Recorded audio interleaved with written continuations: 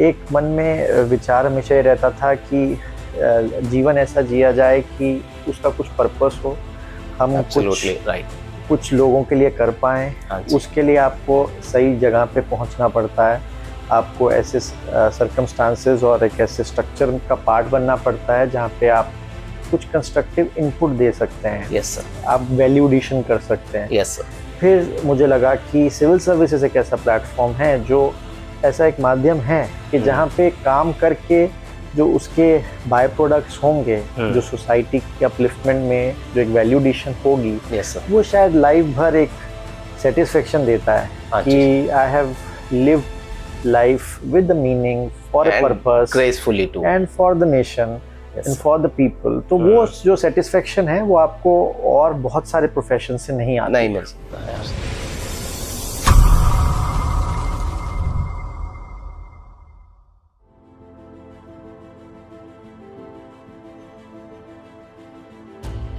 Hello and welcome back to yet another episode of beyond reality with Bharat Sadana. और आज हम जानने वाले हैं कि यूपीएससी क्रैक करना क्या बच्चों का खेल है, या जो इतने लोग उम्मीद लेकर जाते हैं यूपीएससी में, और क्या स्ट्रॉन्ग माइंडसेट होता है यूपीएससी क्रैक करने के पीछे। आइए जानते हैं श्री साहिल सेठ जी से, जो खुद एक आईआरएस हैं और एक मोटिवेशनल एक बुक भी लिख चुके हैं। आइए जानते हैं सर से। Sir, welcome to my show. पहले तो बहुत बहुत धन्यवाद सर टाइम देने के लिए आपका। सर, आईआरएस बनने का सपना कब और कैसे स्टार्ट हुआ आपका? एक्चुअली तो बचपन से ही एक मन में इच्छा थी कि सिविल सर्विसेज का अटेम्प्ट मैं जब वो स्थिति आए तो मैं उसका करूं। अच्छा। और पर ऐसा बहुत ज़्यादा नहीं था, क्योंकि इनिशियली एज अ स्टूडेंट आप बहुत क्लियर नहीं होते हैं कि कि +2 के बाद ग्रेजुएशन में क्या करेंगे या उसके बाद क्या करना चाहते हैं। बट जैसे जैसे I cross the bridge as it came, तो मैंने जब इंजीनियरिंग कर ली तो उसके बाद मेरी I am engineer from Guru Nanak Dev university and I have done my BTech in electronics and telecommunication. तो मेरी प्लेसमेंट्स कुछ बहुत सारी अच्छी कंपनीज में हो गई थी, इन्फोसिस, टीसीएस, IBM। और उस टाइम पे मैंने कैट का एग्ज़ाम भी दिया था, तो मेरे को MBA में भी एडमिशन मिल रहा था। अच्छा। बट उसी टाइम दिमाग में एक विचार आया कि MBA और जॉब करने से बेहतर है कि मैं एक बार ट्राई करूं कि मैं सिविल सर्विसेज का पेपर दूं यूपीएससी का। तो इसी विचार को लेके तब मैं ये दोनों ऑप्शंस को डिनाई करके मैं दिल्ली आ गया, और दिल्ली में मैंने 2 साल तैयारी की। पहले साल में मेरा मेंस नहीं हुआ।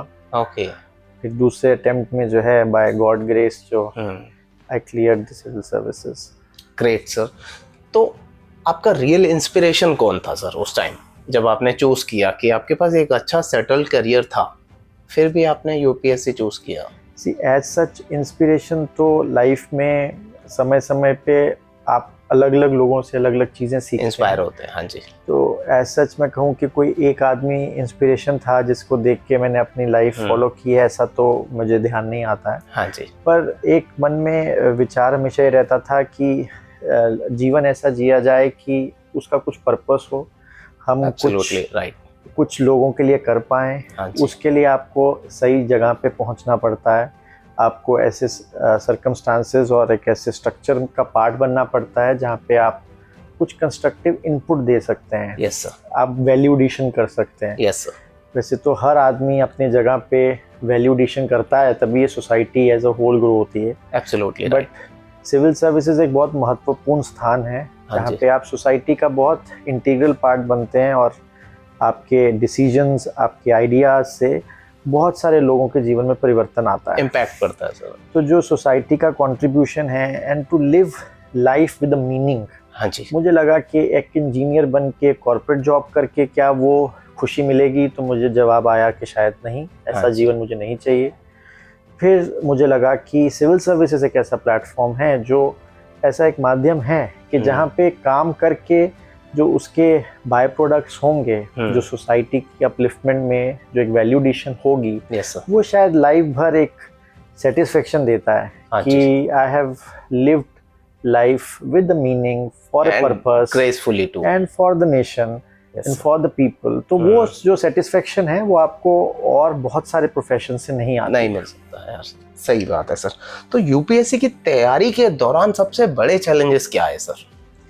देखिए, बाय गॉड ग्रेस मैं एक बहुत ही सक्षम परिवार से हूँ। हाँ जी। तो बाकी कई बच्चों को फाइनेंशियल इश्यूज आते हैं, Yes, sir. स्ट्रगल आती हैं, तो हाँ वो जी। मुझे नहीं रही, क्योंकि hmm. My father was quite competent हाँ जी। To take care of my financial needs. तो चैलेंज केवल ये था कि मैं बहुत ही सिल्वर स्पून चाइल्ड था, तो कभी घर से बाहर नहीं आया था। ओके। तो पहली बार घर छोड़ा, घर वालों को छोड़ा और एक खुद से कुछ करने के लिए निकला। Yes sir. और it was very time demanding, energy demanding. तो चैलेंजेस बस यही था कि आप दिन रात पढ़ रहे हैं हाँ जी।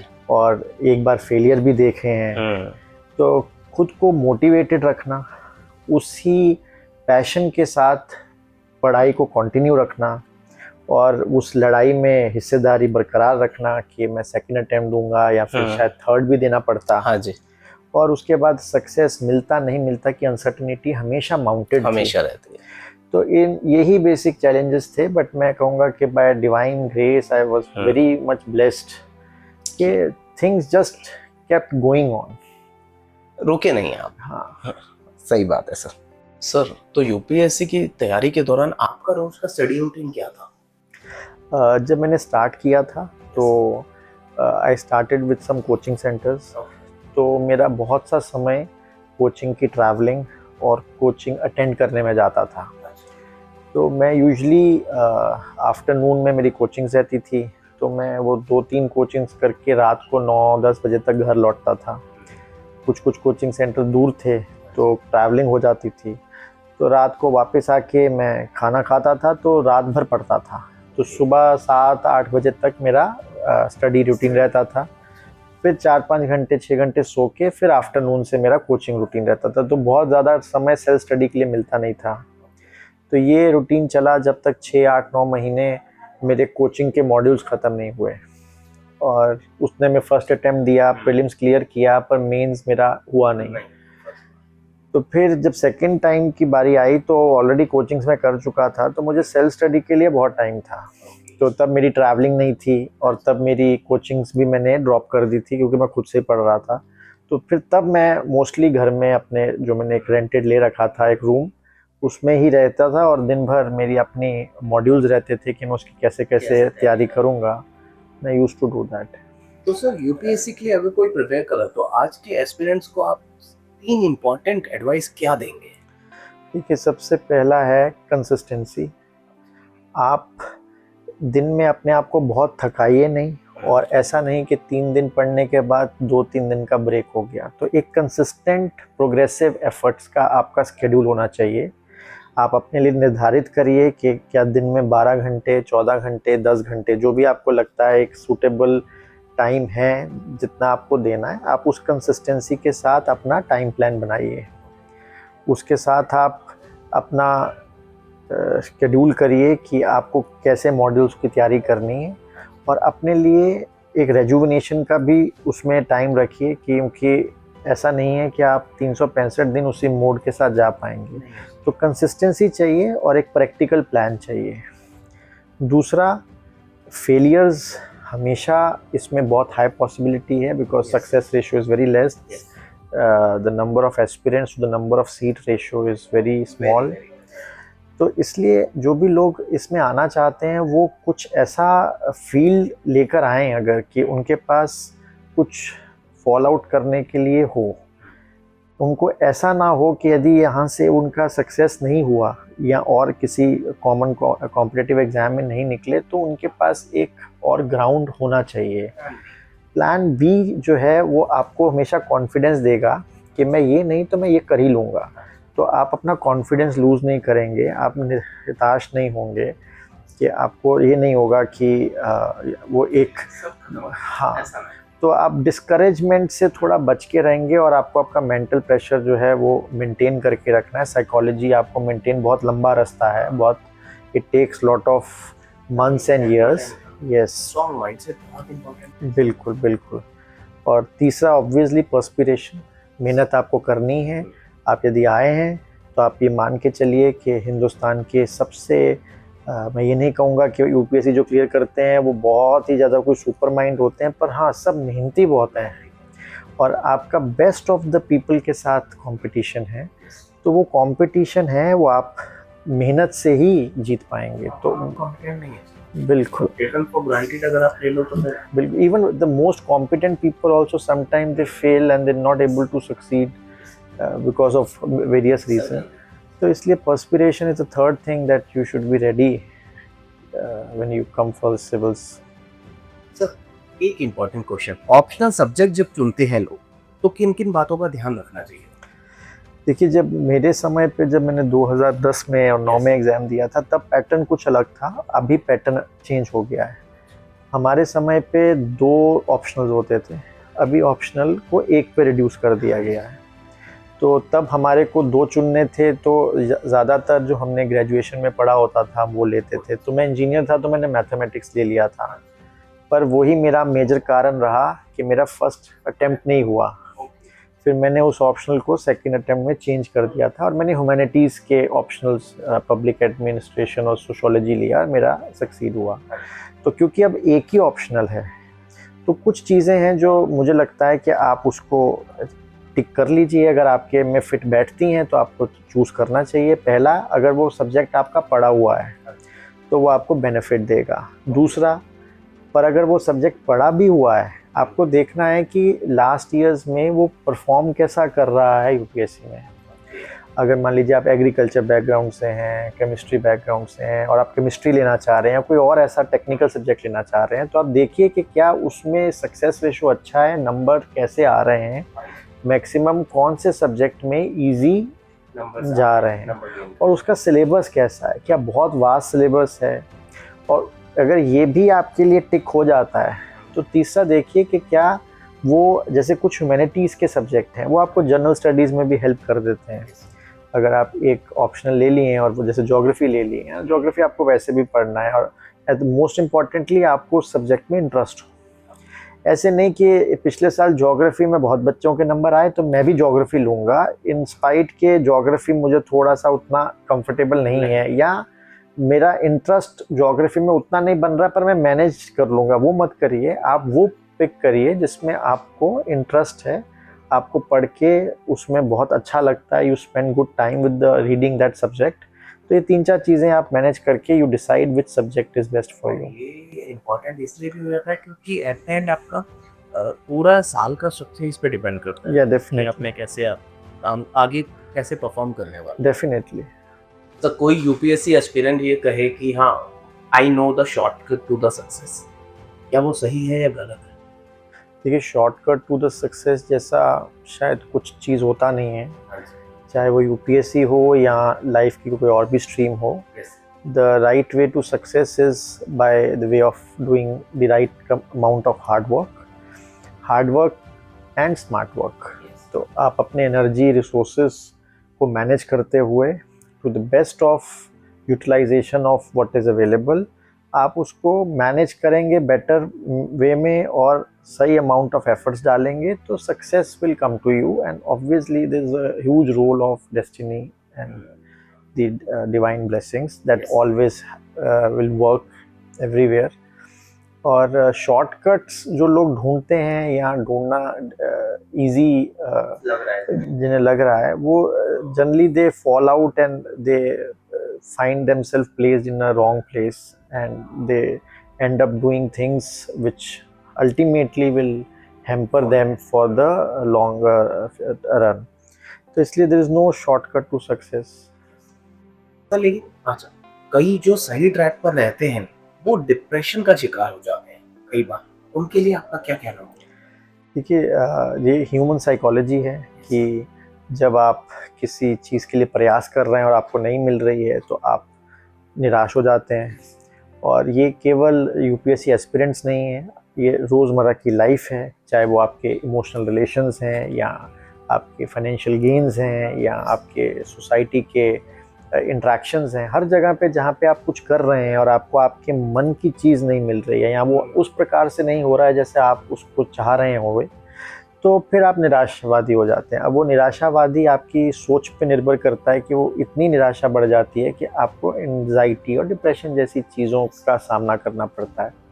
और आजकल का जो यूथ है, जहाँ पे बहुत सारा पैटर्न है, जहाँ पे लोग ड्रग्स के शिकार हो जाते हैं या इन्फ्लुएंस, नेगेटिव इन्फ्लुएंस सोसाइटी में, सोशल मीडिया के टाइम में नेगेटिव इन्फ्लुएंस बहुत जल्दी हो जाता है और लोगों को जो लगता है what is shining as what is glittering is a gold, वो बहुत टाइम वैसा नहीं होता है।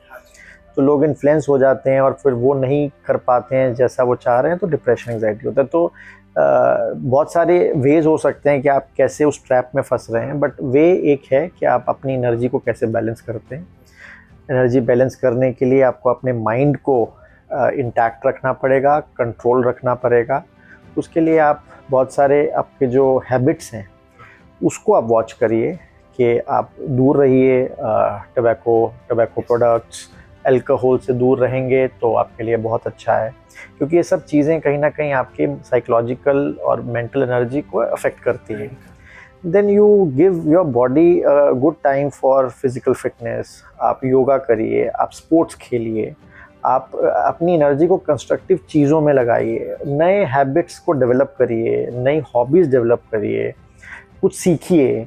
पर जब आप नेगेटिव इन्फ्लुएंस में चले जाते हैं तो आप एक विशियस साइकिल में फंस जाते हैं और आप अपने माइंड से ही फाइट नहीं कर पाते हैं। तो आपको हराने वाले भी आप ही हैं, आप ही का माइंड आपको फॉल आउट करेगा।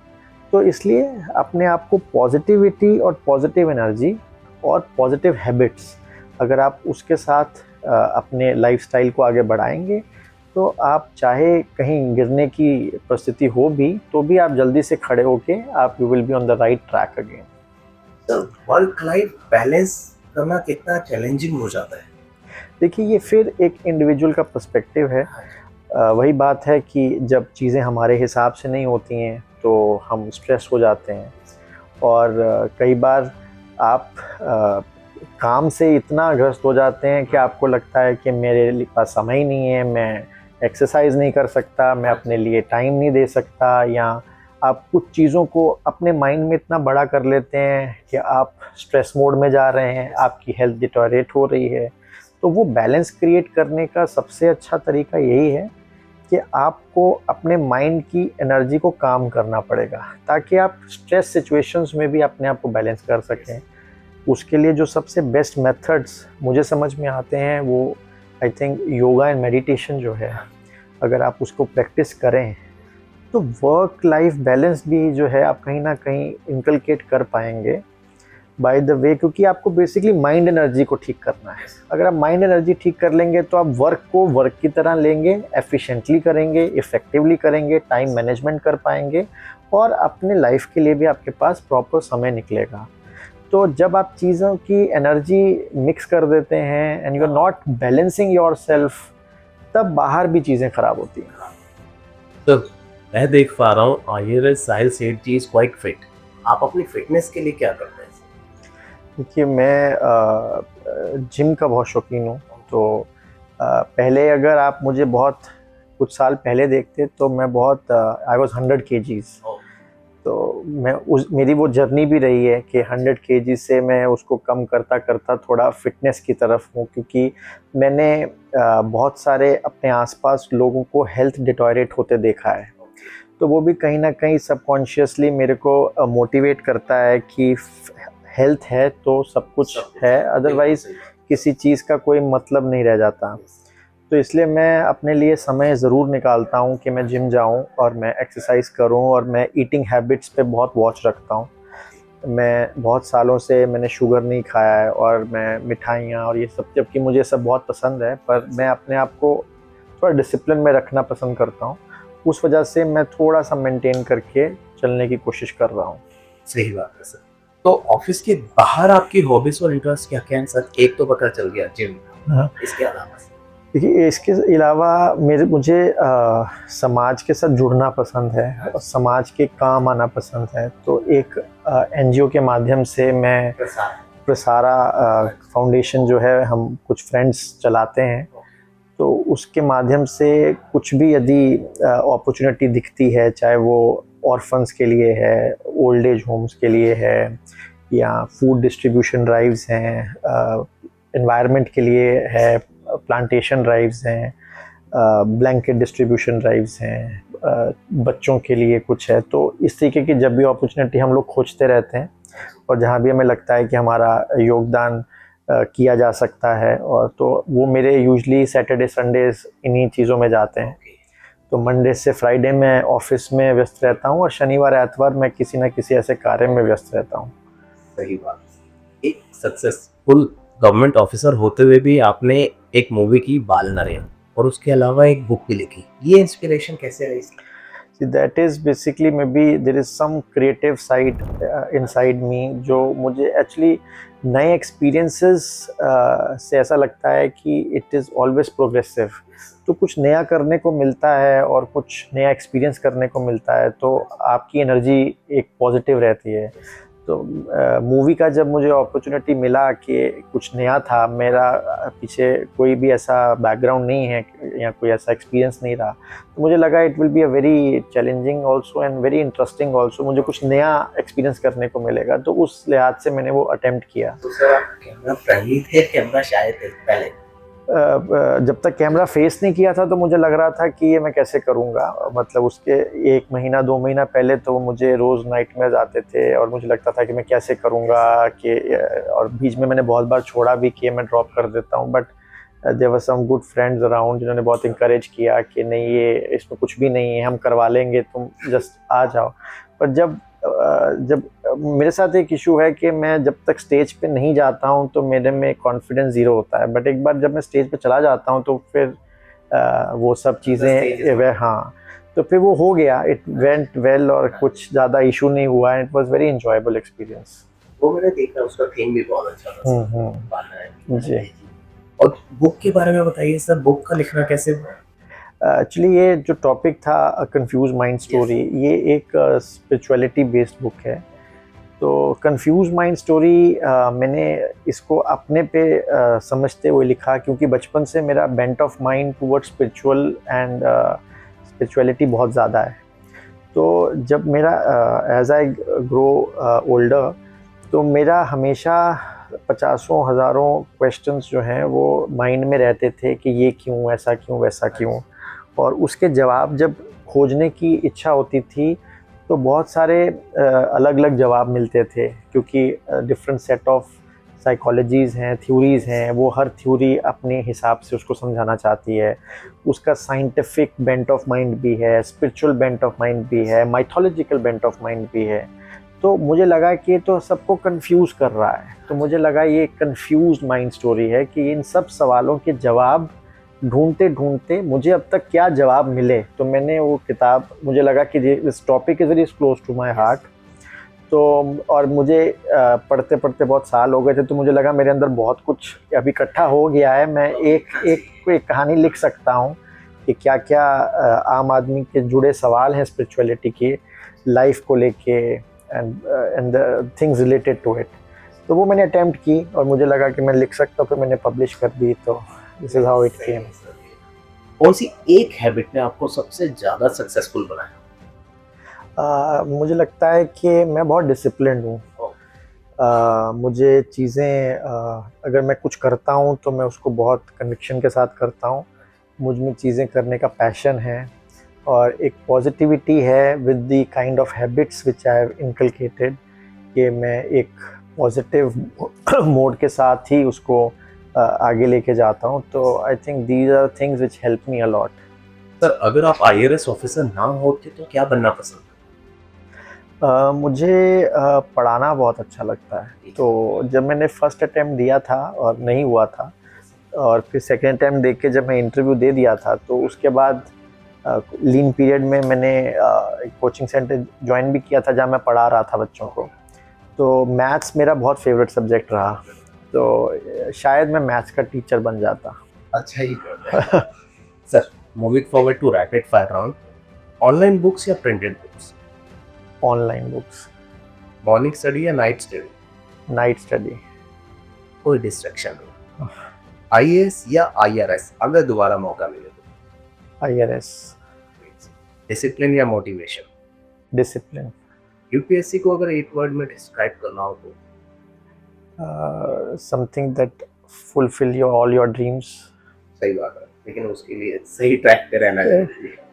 इंडिया यूथ के लिए एक एडवाइस अगर आप देना चाहें तो क्या होगा?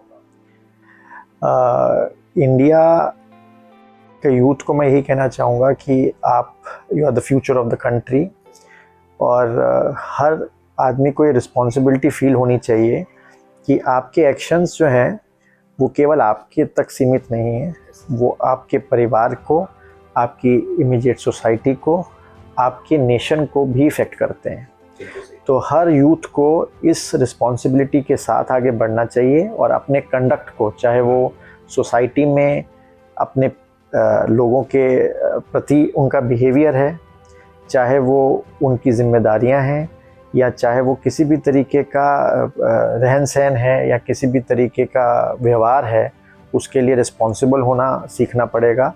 और एक पॉजिटिव एनर्जी के साथ आप सब लोग आगे बढ़िए और अपने लिए अच्छा करिए, ताकि आपके साथ आपके अपने और आपका देश भी आप पे गर्व कर सके। आपका फेवरेट मोटिवेशनल कोट क्या है? अभी तो मुझे सच याद नहीं आ रहा है, पर एक हैबिट जो हर सक्सेसफुल इंसान में होनी चाहिए। मैं वही कहूँगा कि आपको डिसिप्लिन होना चाहिए और आपको आप में कन्विक्शन होनी चाहिए, पैशन होना चाहिए। अगर आप में ये सब चीज़ें हैं और आप हार्ड वर्क करना जानते हैं तो हर फील्ड आपके लिए खुली है। सही बात है सर। फाइनली अगर आप हमारे यूपीएससी एस्पिरेंट्स या जेन-ज़ी के लिए एक लाइफ मंत्र देना चाहें तो प्लीज बताइए हमारे व्यूअर्स। लाइफ मंत्रा सी एज सच कोई भी एक मंत्रा किसी भी सिचुएशन में फिट नहीं होता है, बट मैं वही कहूँगा कुछ वर्च्यूज़ हैं ह्यूमन लाइफ की, उन वर्च्यूज़ पे अगर आप चलेंगे तो आप हर फील्ड में अपना सक्सेस पा लेंगे। वही चीज़ें हैं कि आप डिसिप्लिन रहिए, सिंसियर रहिए, हार्ड वर्किंग रहिए, ट्रूथफुल रहिए, और ये ऑनेस्टी, ये सब चीज़ें जो हैं वो, चाहे लगता है कि इससे इजी सक्सेस नहीं मिलता, इससे मुश्किलें बढ़ जाती हैं और आपको लगता है कि जो ये चीज़ें नहीं कर रहे हैं और इविल वेज से they are getting easy success, उनका रास्ता बहुत लंबा नहीं होता है। तो आप थोड़ा धैर्य रखिए, सिंसियरिटी के साथ आगे बढ़िए। हो सकता है कुछ समय लग जाए, पर आप जहाँ पहुँचेंगे वो बिल्कुल सही स्थान होगा। सही बात है। तो मुझे बहुत कुछ सीखने को मिला, although I am not a UPSC aspirant, लेकिन यूपीएससी एस्पिरेंट्स के लिए सर ने बहुत अच्छी गाइड दी है कि आपको किस समय पढ़ना चाहिए, ऑप्शन सब्जेक्ट चूज करने के लिए क्या क्या पैरामीटर्स देखने चाहिए, एंड बहुत कुछ। अगर आपने पूरा पॉडकास्ट देख लिया तो इस समय आपकी स्क्रीन पर सर के सारे सोशल मीडिया हैंडल्स है, वो हाईली रिकमेंड कि आपको सर को फॉलो कीजिए। अगर आप चाहते हैं यूपीएससी क्रैक करके देश की सेवा करना चाहते हैं तो आपको अपॉर्चुनिटी मिलेगी, लेकिन आपको डिसिप्लिन रहना पड़ेगा। मिलेंगे बहुत जल्दी अपने नेक्स्ट एपिसोड में। Till then take care.